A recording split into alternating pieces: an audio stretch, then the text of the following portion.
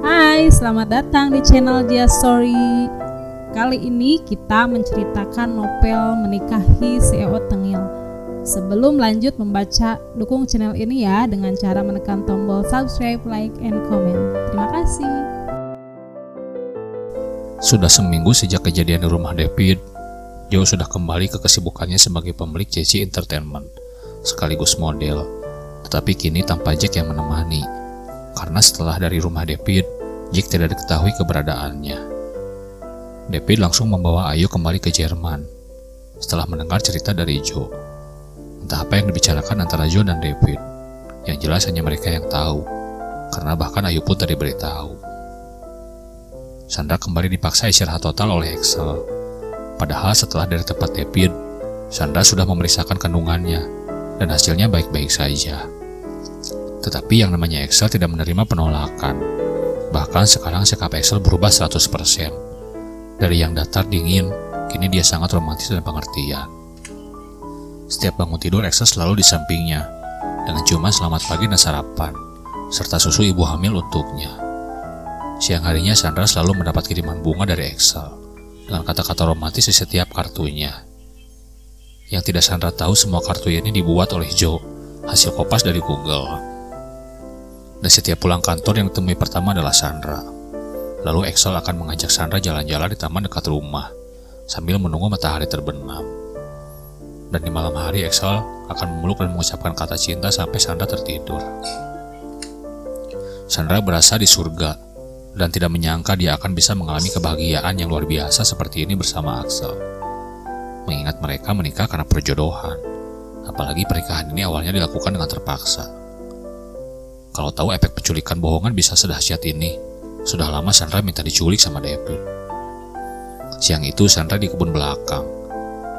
Axel sebenarnya tidak suka jika dia makan di tempat terbuka, karena takut makanannya terkontaminasi katanya. Padahal Sandra merasa senang menghabiskan waktu di kebun belakang, karena suasananya yang sejuk dan entah karena bawaan bayi yang sangat suka dengan alam. Sandra baru selesai makan siang ketika satu bunga lili besar berada tepat di hadapannya. Mbak Sandra ada kiriman bunga lagi, seorang men yang membawakannya. Sandra tersenyum menerima bunga yang sangat besar itu. Tanpa membuka kartunya pun dia tahu Axel lah yang mengirim bunga tersebut. Axel selalu mengirimi bunga yang berbeda setiap hari. Dan tak seperti kebanyakan pria lain, Axel selalu mengirimi Sandra bunga yang masih hidup, lengkap dengan potnya.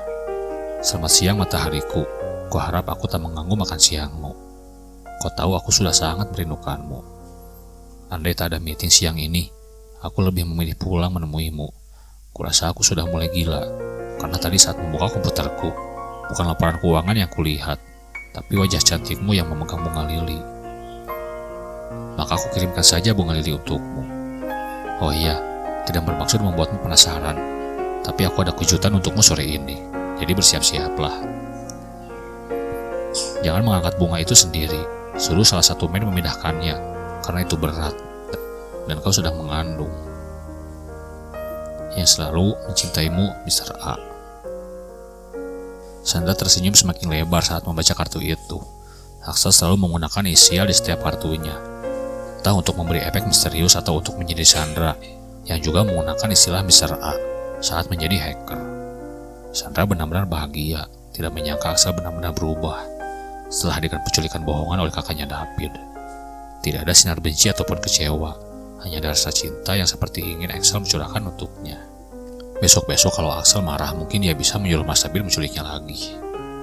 Sebenarnya setelah makan siang, Sandra ingin membaca komik di bawah pohon rambutan.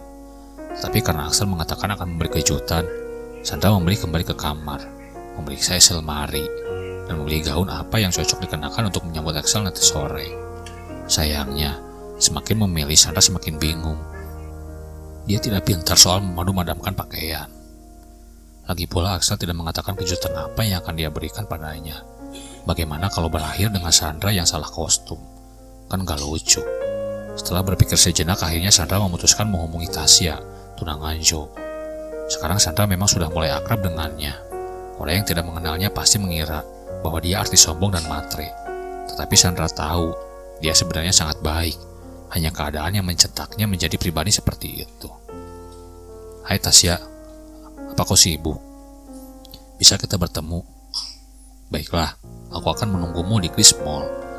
Oke, see you. Setelah berhasil mengajak Tasya keluar, Sandra segera mengganti bajunya dengan gaun yang menurutnya sopan.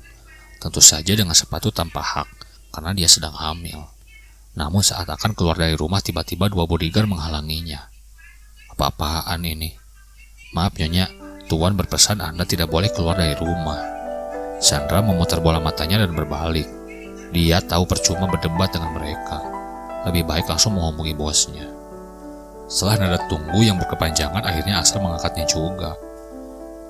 Halo, kenapa kamu tak membiarkanku keluar? Tanya Sandra to the point. Ayolah sayang, aku bisa mati bosan di sini. Baiklah kalau begitu. Kalau kau tak mengizinkanku pergi, aku akan masuk ke kamar dan menguncinya. Dan aku pastikan kau tak akan bisa masuk hingga tahun depan. Oke, tunggu sebentar.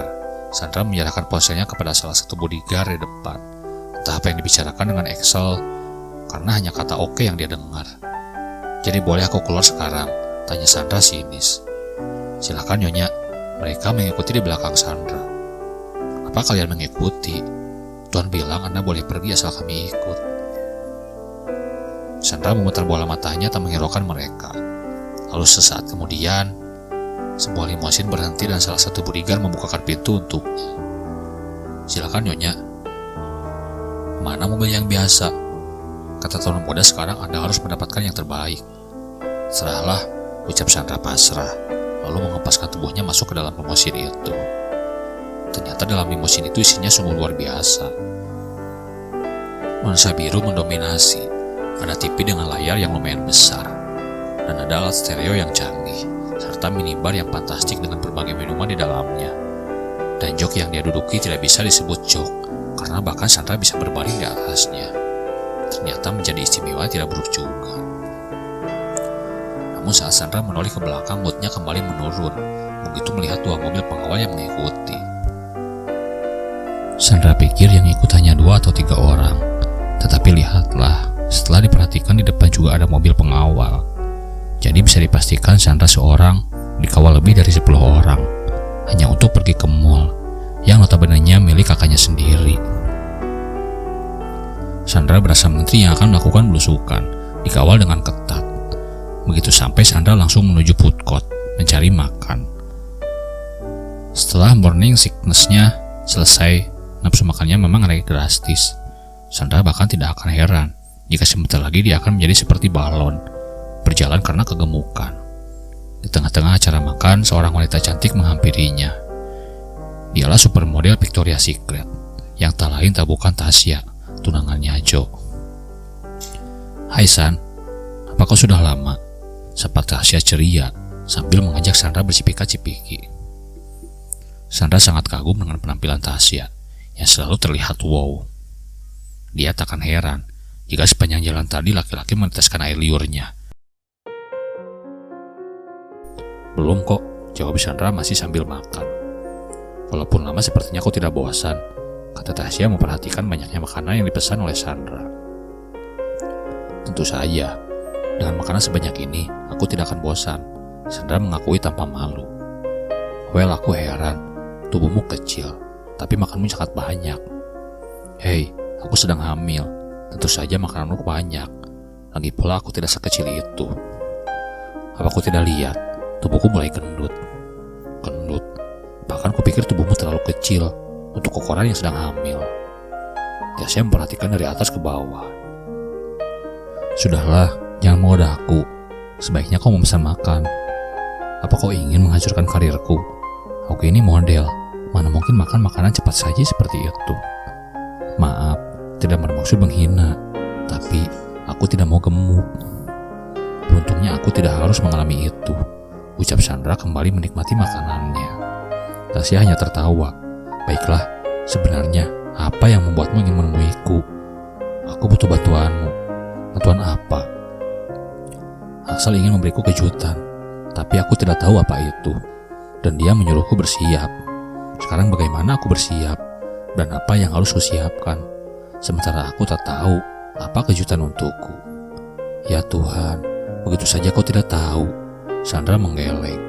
Baiklah, Selesaikan makanmu, lalu akan kutunjukkan padamu apa yang harus kau lakukan. Aku sudah selesai, kata Sandra tak mau lama-lama.